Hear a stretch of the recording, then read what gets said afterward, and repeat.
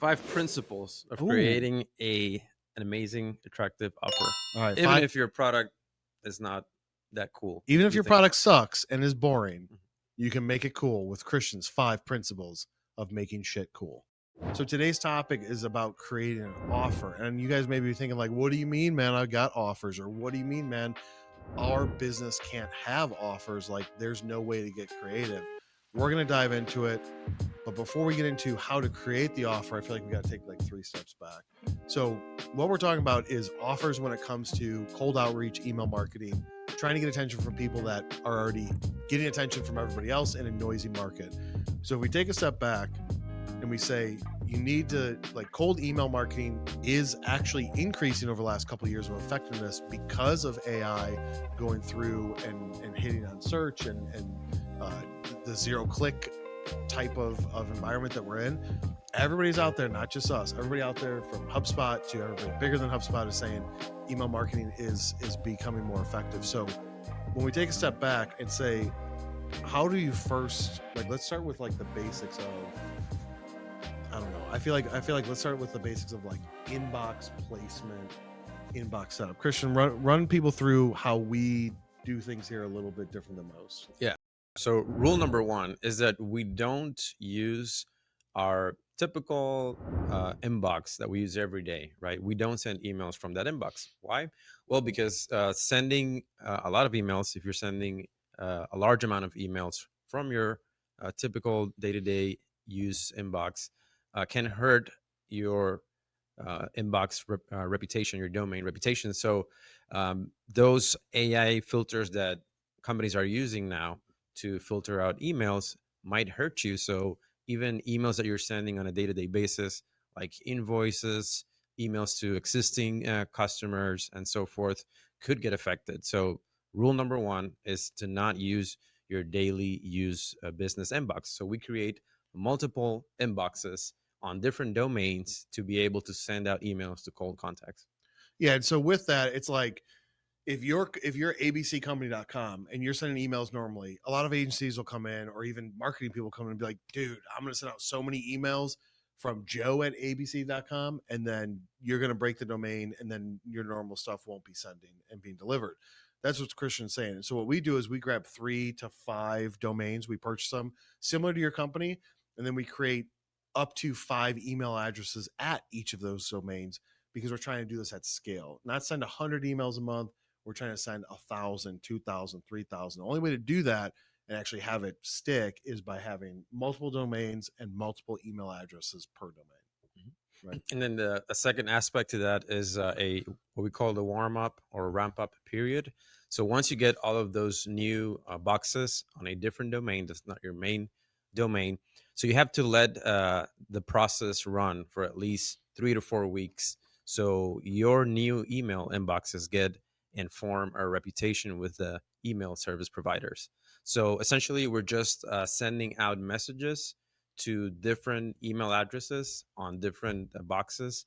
So that way they can start building up a reputation that they are sending content that people want to read.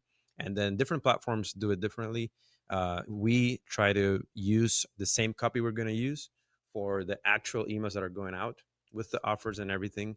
So we can actually warm up the inboxes with the actual messages that we are going to send. Obviously, all the email providers out there are getting more and more intelligent, right? Using AI, they are figuring out stuff quicker. So we have to get, be a step ahead of the game. So that's why we are always looking for new ways, different ways to warm up inboxes and do it in an efficient way. Yeah, I mean, this is like a cat and mouse game that we're playing, right? And it's like, we right when we figure it out, it's like, nope, the ESPs or email service providers have a new AI program that's catching that stuff. So then we have to adjust and adapt and then change our strategy a little bit. But that core fundamental of don't send it from your normal email domain and have multiple email domains with multiple email addresses, and the warm up, those things are crucial to success. If you don't warm it up, then and the way it's warmed up is warmed up in a system, sending emails with the copy and the offer to email addresses that the system owns, so that way it can mark it as read, scroll through it, say it's important, et cetera, et cetera. to then train Google or Microsoft Outlook that these are good emails before you go and start to ramp up with actual outbound. But that if you skip that key, if you rush that step of it and say no, it's good, it's been warming up for 7 days, it's good, you're just going to delay when like the amount of time it takes for it to become effective, essentially, right? Yep. And Yeah. here, the patient is king, right? It's kind of like counterintuitive, but if you start sending out, let's say 10, 20, 30 emails per day per inbox, uh, as the warm up, that's gonna break your inbox as well. So you have to start slow. Start one email per day per inbox, and then gradually keep going up every week. And that's why the systems we use take care of that for us, and we can adjust the parameters so they can go up in a very natural way. Yeah, that's how we're able to do it at scale, is systems that we use and licenses that we buy. And then even when we don't have a system out there, or when there wasn't a system out there that was good enough, Christian created our own proprietary system, and it worked good. Like Mhm. it's just that simple of slowly warming up. So if you just Google search warm up inbox, you'll see all of the programs out there you can use. Super important to do. So now that you're like, hey, I've got my domain set, I've got my inbox warmed up, I want to start writing copy.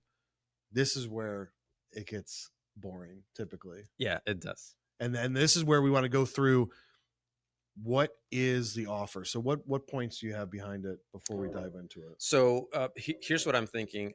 I think anything out there, any business out there, can turn something boring or a product that's unsexy into Yeah. something that's really appealing, right? Because there's somebody that needs, right? There's a business out there. There's a person, an engineer, a CEO, a CFO that needs the product or the solution that you are selling. So it is attractive to someone. It is appealing to someone, but the issue is that when you start writing an email, you have to know and understand what the other party needs before you start, sending out emails.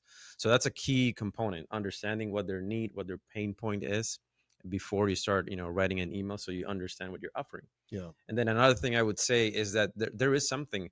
Every team, every sales team has a way to overcome objections. So if you think about those objections as you're writing your offer, your email copy, you'll definitely end up with a better, more robust copy that attracts cold contacts. Yeah. And that's where, like Christian's saying, is that's where usually I feel like, at least in my experience, people are like, no, like we can't think of something. Right. And so in the past, it's like, all right, everybody, let's sit in a room. And it doesn't matter what your business is, tech, non tech, consumer, business to business, right? It does not matter. You have to have some sort of offer. In the past, people would sit in a room and be like, what do you think? And everybody just comes with their mind. But with AI these days, it's like so ridiculously easy. Using something like even a free, I don't know what free versions of GPT get you these days, because we've got some pretty heavily paid ones. But even a version of free or $30 a month paid GPT or Gemini or Perplexity, anything out there is better than nothing. You can just ask it like, hey, this is what we do. Here's my website. I'm going to be doing some cold email marketing and I want to create some offers. Give me some ideas. And you as the expert should be able to look at those and be like, is that realistic? Because it'll come with crazy ideas of like, here's a great offer and we think it'll work. But if you that know the customer don't think that the customer will value that, GPT and AI doesn't know the customer unless you told it an extensive amount of information about it. You're the guardian of saying if that's valuable or not, and then refining it from there. But I feel like it's so easy these days with AI to be able to just say, I can create 10 different types of offers if I massage it and work with it, with the prompting, with what they respond with giving it more information. I feel like it's super easy. It is, yeah. And we're gonna make it even easier for our people out there today. We're gonna give you five principles, five things you can use in your prompting to generate that kind of offer. Okay. So I think we can start with number one. So this is all based on Alex Hormoz's $100 million offers. Yeah. Is that the right title of the book? Yeah. $100 million Yeah. offers. Yeah. So definitely five principles that you should use when you're crafting your offers. And then number one is lead with the biggest pain.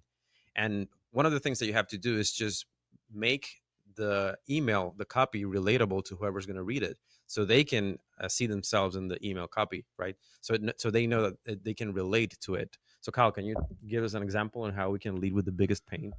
I mean, you got to think about depending on the industry that you're in and the job title you're going after, put yourself in those situations of what do you think is something that's relevant and that is most likely a common problem that most people are dealing with that would catch their attention, but not in my opinion, not take it as far as, oh, but this industry doesn't deal with that very exact situation. Like, even if that's not their biggest pain, maybe it once was, it's relevancy. Yep. So I feel like even coming with the biggest pain, like depending on the situation, the biggest issue that our clients have is knowing what to do with marketing because there's just a million different things, or knowing how to execute it and generating results. Like all they want is leads and deals. So we can push on that pain point of so many different areas. We can say, talk about AI. We can talk about things that we're seeing in the industry that are proving more effective with outbound email or with inbound, or the change of AEO, SEO to AEO. All these different things. We can grab any one of those and test it, right? Yeah, Essentially. exactly. So the key here is actually making the copy talk to that person, right? You have to lay it out in simple words, no fluff, just direct to the point, so the person can, in a few seconds, when they glance on the email, understand, yeah, this is talking to me because I'm going through that. Yeah. Yeah. You lead with that pain because if you, so if you look at it, and I was just in a meeting going through 3 different clients, and we were talking about performance related things, and so there's so many variables when it comes to email marketing, and with the offer is number one, it says the email was sent but was it delivered? You don't know. You send it to 1,000 people, it says yep, send it to 1,000. You don't know if it was delivered or not. That's inbox deliverability. That goes back to inbox placement. That goes back to warming up, having different domains, etc. Then you've got open rate that typically would justify to the subject line. Oh, I got a high open rate. Okay, cool. Your subject line is good, but you have a low click rate. Well, then your copy is probably bad, or you have low leads, response rate, etc. Well, maybe it's not relevant. And so that offer to me has to be hit maybe in the subject line Mhm. without sounding too cheesy, but at least at the top, like, hey, do you deal with this issue? And then just what's the pain point? And then here's our solution to it, right? Hit them with relevancy and then offer up the offer after that. Exactly. Yeah. And then a key thing is also to use the jargon that the industry you're writing to uses. So if you're writing to other industrial companies, don't use the terms like inefficiency or processes. You have to use something like factory jam, things that they are Yeah. used to uh, talking and reading about, so that way they can definitely be and see themselves in that email. Yeah. Yeah. There's nothing worse than somebody being like, and I get them all the time. We help agencies do X, Y, and Z, or we start getting near a trade show, and they see that they've got a list of people that register for a trade show. Are you interested in shipping products and shipping your items to the trade show? We see you're listed as an exhibitor. They could be super spammy, and once you get enough of those, you just choose to ignore them. So like, who's going to be the person that's going to get me to use them to ship our booth stuff down to some state for a trade show is going to be the person that actually does something different than the generic offer, which is let us give you a price. And that's what it comes down to is relevancy, like what he's saying. So relevant to their situation, and then what's the pain point that's different than what everybody else is saying. Mhm. All right. If we move on to number two, is one of the second principle to write excellent copy and offers for cold contacts is to stack wild value. So what does that mean? So in the email, now you have addressed the pain point. So what are you doing to fix that pain point, and how you're doing it in a way that you're differentiating yourself from the other competitors that are offering the same thing. So Kyle, what's a good example on Oh, that? jeez. I don't even know what that means, man. Stacking what? Wild value. So Wild value. Okay, so are we talking like social proof, or are we talking like some insane claim? social proof, insane claim, what you've done before for other Okay. clients, what are you offering to do for them? Yeah, so you could say something like, after you hit that pain point, I wouldn't want to say like, we've helped companies just like yours increase their X, Y, and Z by X, Y, and Z percentage, or solve this problem.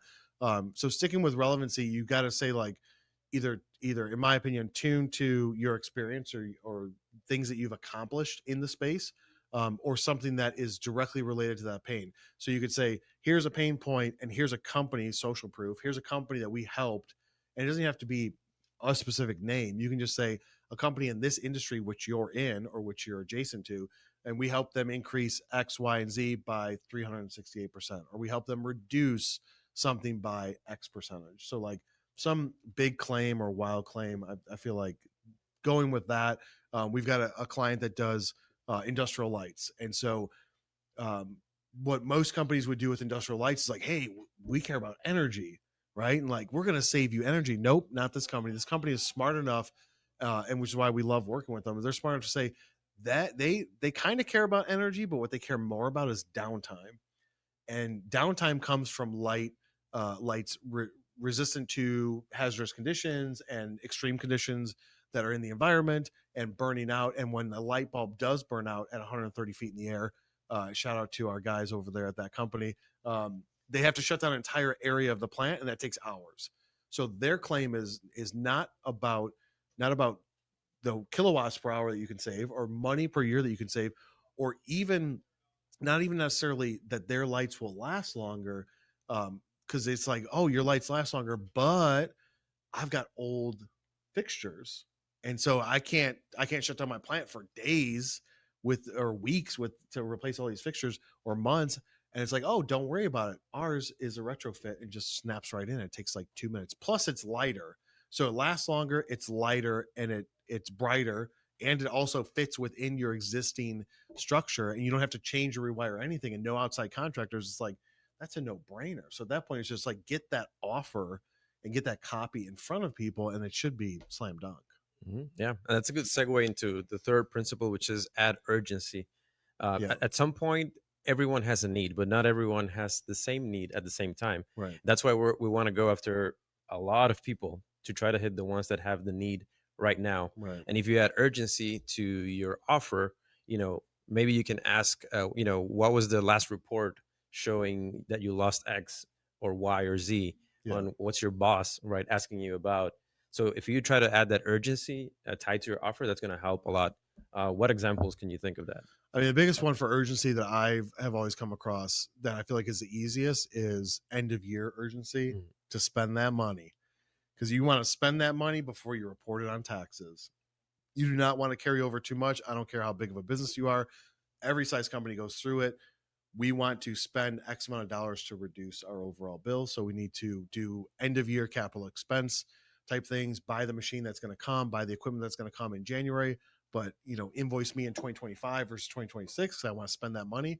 I feel like end of year, end of quarter, end of a cycle is usually the most common. Like, hey, the time's right now. Think of like Black Friday. Like it's a discount on this day. So it has to be this day because it's for the next holiday. Like you're getting gifts for people for the next holiday. So it's like sense of urgency. Like you gotta go, you gotta go. And then it's like, we're not gonna be in stock, right? Products out of stock. We don't have any time. I mean, those are like the most common things that people touch on. Right. Yeah. And I was thinking also like a cybersecurity company, right? There's a lot of urgency into patching whatever needs to be patched Oh yeah. and closing all the doors that could be open that you don't even know of. Yep. So adding sense of urgency, if you are a cybersecurity company, if you offer a SaaS product or a service, you want to key into that pain, that relevancy, but also the urgency to do it. Because if you leave that door open, that back door open to hackers, going in, it's going to cost eventually the company more money. So with whatever product or service you are selling, there's some sense of urgency that people need to act on, by the way. Yeah, and I feel like doing it without being like fear based, Right. right? So like that's where a lot of marketers will go fear based. I prefer not to, but sometimes you have to do a little bit of fear, a little bit of fear mongering. That never hurt anybody. Yeah, Neil Patel said it on the conference, right, at Inbound a couple of weeks Oh ago. yeah. He was like, use fear, but use it responsibly Yeah, because it still exactly. works. Yeah, exactly. All right, and then the fourth principle is to force the choice. So essentially, try to get a yes from that email. Make it easy Yeah. to compare A versus B, current state versus ideal state. So what can we say about that, Kyle? Elaborate more. What do you mean by say yes? Like get them to say yes to start building the confidence of them believing in you. Yeah, making it a no-brainer, right? Like this is your pain, this is your circumstance, this is Yeah. how urgent you have to act on, and then there's a no-brainer choice you have to make here. How do we make it easy for them to say yes? I think it's the lowest amount of friction on what the offer is and the easiest deliverability of that offer. So if it takes the least amount of their time, they don't have to do anything except for like something super minimal, and then they get something of value in return. I feel like that goes to the offer of, if my offer is I want you to fly out to me to be on our show, that's not going to get a good yes, Mhm. right? But if I'm like, hey, all you got to do is click this, and then we'll take care of the rest, Mhm. and we're going to book all your stuff, and the car will show up at this time and fly you to me, if that's what needs to happen. I mean, that's an easy yes, and we're going to pay for it, and we've already checked your calendar and with your spouse and got it approved. Yep. That could be one way to do it. Right. Yeah, that reminds me of removing risk, right? On what we're offering. It's like, hey, Yeah. try it free, 90 days, your money back to you if it doesn't work. Yeah. Some sort of guarantee or claim again that makes the decision just easy. It's like, yeah, I mean, there's no risk in me doing this, me trying this. So why not, right? Yeah. That's the mindset that we want to get the reader of that email in, so they can just say yes, reply yes quickly. Yeah. Yeah. And get them to just think of it as like, this is like, what do I have to lose? Mhm. This is easy. If I do this thing, if I hit this offer, um, maybe it does take a little bit of time. Like, not everything's free, and there's no such thing as a free lunch. And even a lot of times, free things, people are like, "Yeah, I want that for free," and they don't do anything with it. I don't know how many things I've put my information in to get that thing for free, and then I don't even use it because I've got so many free things. And what I pay attention to most of the ones that are paid, Mhm. because I know that I've spent money on it. So, not making it easy, but it still has to be valuable, I guess, is in the end. Like from anybody out there in any business, you can create some sort of checklist. Like, hey, get my checklist on the 7 things to X, Y, and Z, or ways to audit this, or ways to increase your efficiency here. Anybody can create a checklist for anything. And if you're like, I don't know, use an AI program and it'll give you a checklist, and Mhm. then just create it. But if I get a checklist and I don't use it, then it's worthless. Right. Right. So you got to make sure the offer is valuable, easy for them to say yes, and that it's something that has low drag for them to implement, ideally, where they don't have to do much work. And then you're kind of leading the storm from there. Mhm. Very well. And then the last one is keep it simple. So when we're talking about Are we talking copy, like the KISS principle of like keep it simple, stupid? yeah, I left an S out, but we can Okay. add it for sure. Yeah. Keep it simple, stupid. Yeah. So when we talk about the subject, the copy, the actual offer itself, right? Even the outreach, the amount of emails you're sending, the ideally we have to keep it simple. Why do you think that's the case? I mean, I think that as you overcomplicate it, AI programs are probably going to pick up on it, right? And be like, this is spammy garbage. You want to make it direct to the point because of the attention span of people, and you want to keep it simple to where they're not lost in it. Like, if you go through this big long story, people are not going to see maybe the offer or perceive value behind it or see your hook or relevancy, and they're just going to be like, oh, this is too long, I don't have time for it, and just click off. I mean, that's what I'm thinking. What are you Mhm. thinking? Yeah, I'm thinking the exact same thing. Like if you're writing to CEOs, to the C-suite, to VPs, they don't have time to be reading emails. Yeah. They're probably going to do it, on a Saturday, on a Sunday when they're doing something else, and they're just skimming through, their messages. So if you can get their attention in 1, 2, 3 sentences, then you got them right. But a long, lengthy, wordy email is really not going to hit the mark. Yeah. Yeah. And I did that. A newer client of ours, I hit him with the subject line was so out there and powerful, for that person, that he read the email instantly and called me on my cell phone on a Friday. Right. It's because I hooked him that hard with the subject line. Mhm. And so, yeah, CEOs, presidents, anybody up there, or even like busy engineers, busy managers, busy people in SaaS, salespeople, marketing people, whoever you're trying to go after, everybody's busy. So it's like, how do you stand out? Number one, to not be the same as everybody else, but stand out enough to be remembered. And then that's what's going to hook them in to be like, all right, I'm going to read those 3 sentences.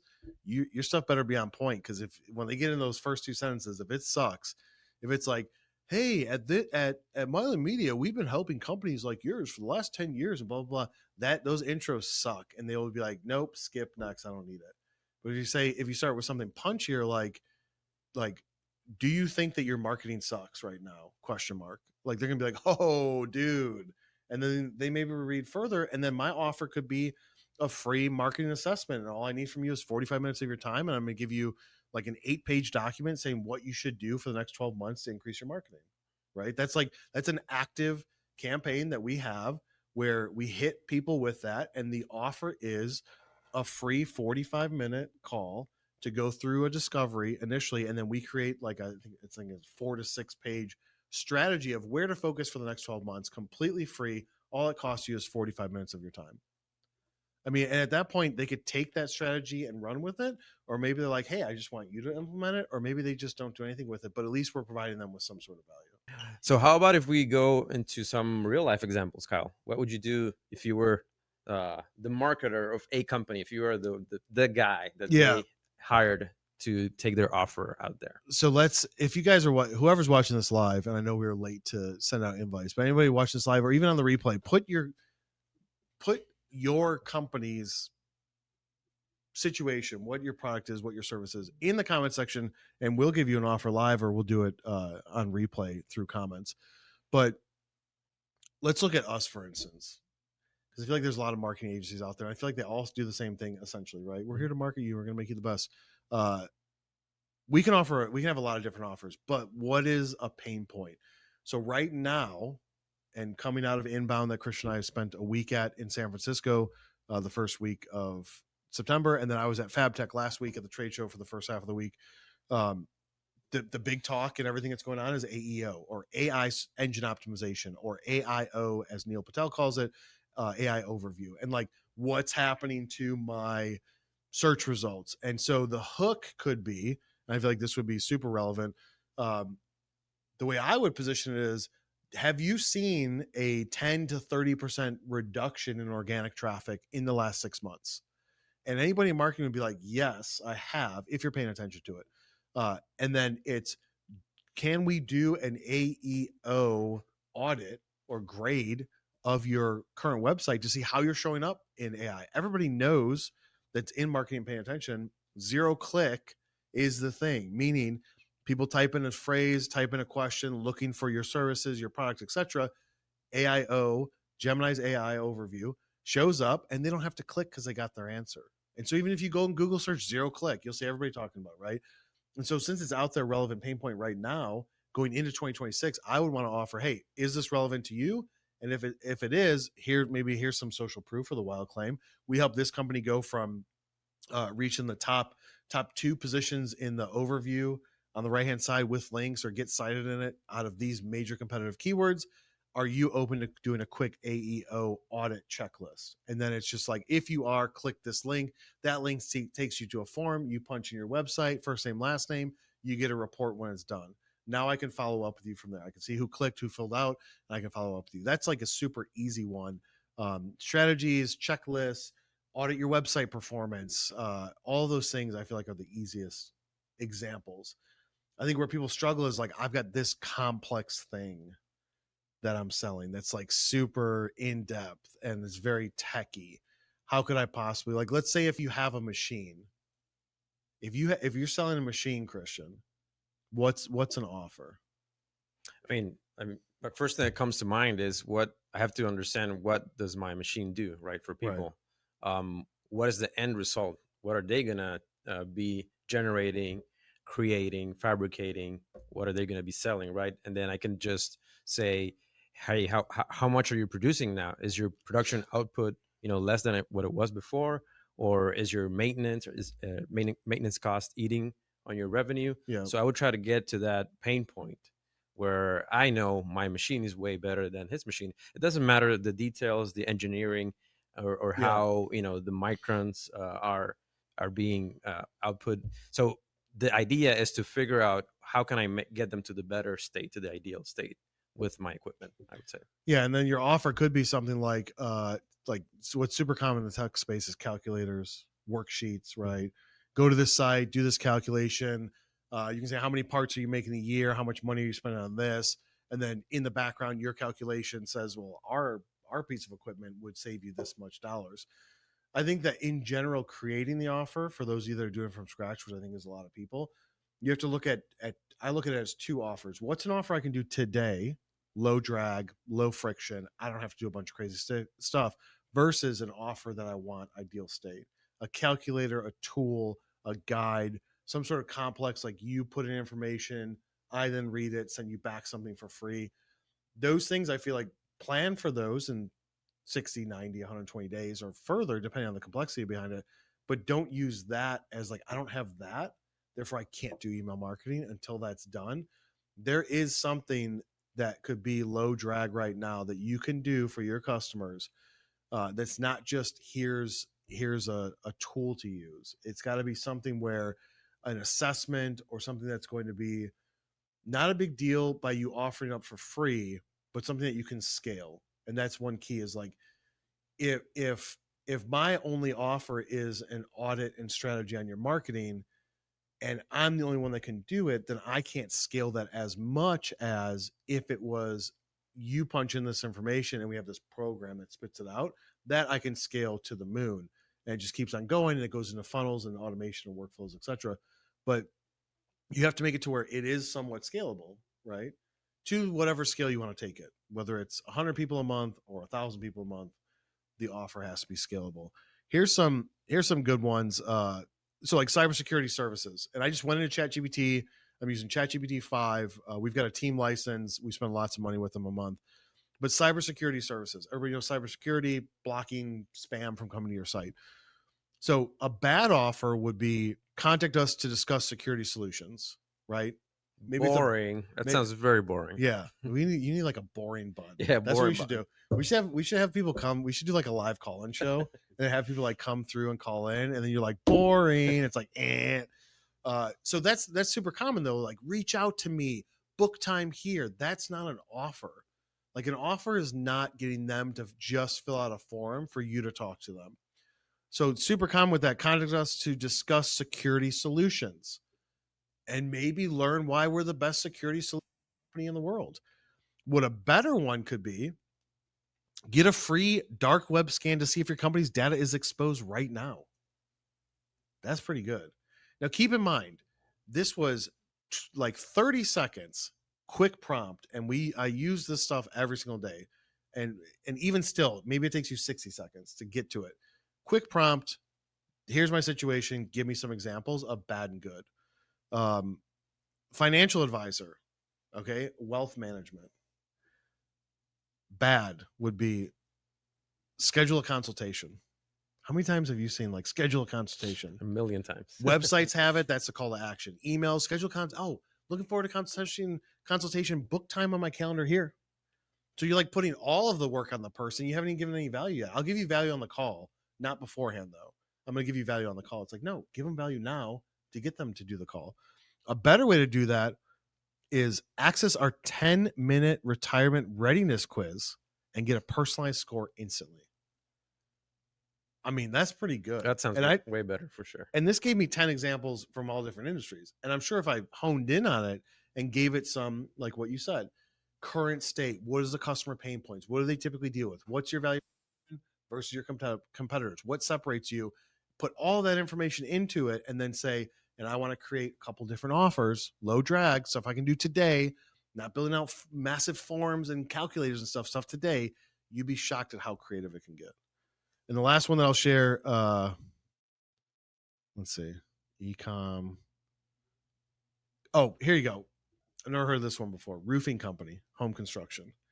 And I feel like if we go vague with stuff that you guys can relate to, it's like easier than me going like super specific on you sell candy bars, right? So imagine a construction or home services and you're a roofing company, you're going door to door.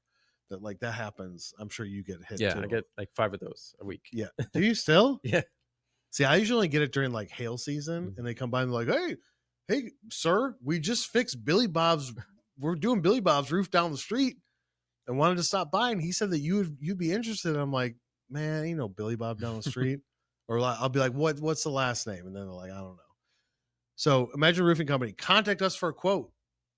Comes in an email on a website. Hey, contact us for a quote. Click this button to book time for me to come out and see you. What if it said, get a free drone roof inspection video? Ooh, that sounds sketchy. See the footage before you decide. So let me fly. What I'm going to do is I'm going to fly a drone on your roof because we're not going up there together. And I'm not going to be like, yeah, you need a new roof from down here. I'm going to fly a drone up there. And then I'm going to grab that footage and throw it onto a computer. I'm going to come inside and sit down with you. And I'm going to show it to you. And maybe I'll let you fly the drone. Wow. That right there is a That's an very offer. that's an incentive. Yeah. What are you thinking about those? Yeah, I like those. Definitely, you got to get creative, right? Because, like I said, I get a bunch of people selling roofs and roof repair services. I'm even getting text messages Oh yeah, from them right now. They're getting a bit more up to date with their marketing, yeah. but still, it's like the same, boring offer. But things like that, where you involve the person and you show them the value right up front, definitely that's a game changer. Yeah, this is something that we've dealt with. We've dealt with a lot over the last year when it comes to clients thinking like, "Hey, nothing I do is cool. I don't know what the offer could be." We have to get super creative. It's so much easier now with AI to where uh, we've built programs and customized things to where we can get offers a lot quicker and then test it out and see if it works. Um, but like an offer for us could be uh, like we can so we created custom GPTs. We can put those out to the public. So like what if we created an offer GPT and we made it public and we trained it off of what we know, and then you just use it and you say, "Hey, here's how I want to create an offer." That would be beneficial to you, right? And so if I marketed to you and sent you an email and said, "Hey, you're probably having an issue with email marketing deliverability. It could be to the offer because you guys don't have anything creative. I've created this tool. Click on it, and you'll be able to use it for free. But to get access, I want this, and that. Maybe like if it's on a website, I want your first name, last name, email, company, etc. But if it's through email, just click it and you can start using it for free for 7 days, and then let me know how you like it, and I'm gonna charge you $100 a month or not. Maybe it's just free forever. But like, you got to get creative with AI these days. It's too easy to get creative. You just got to force it. Yeah, for sure. All right. So, principle number one for creating an offer that attracts and gets to the cold context so they can't ignore. Number one, lead with the biggest pain. Number two, stack that offer with a lot of value. Number three, add urgency to your offer. Number four, force the choice to be yes. Make it easy for them to say yes. And number five, keep it simple. Keep the copy simple, keep the offer simple, and keep everything that you're doing with the outreach, the amount of emails you're sending, simple as well. All right, you heard it here first. Christian's 5 principles to not make your offer suck at M2, aka Milan Media. Anybody that's watching on replay, if you put a comment that says, "I want an offer," or "I want the offer," let's just say "I want an offer," then maybe we'll give you access to a proprietary tool that we use here that we've built. And I feel like there's going to be more of that to come. So be sure to subscribe to the YouTube channel. Follow me on LinkedIn. Follow Christian on LinkedIn. He is the dog dad. He has 27 dogs in his house. Wouldn't that be crazy? Yeah, I have one. He's like 27 though. Yeah, he is. He's very energetic. Crazy. Christian's dog is crazy, but he's super, super cool. So subscribe to the YouTube channel, both mine and Milan Media. Follow me on LinkedIn. Follow Christian on LinkedIn, and we will see you guys on the next one. Bye.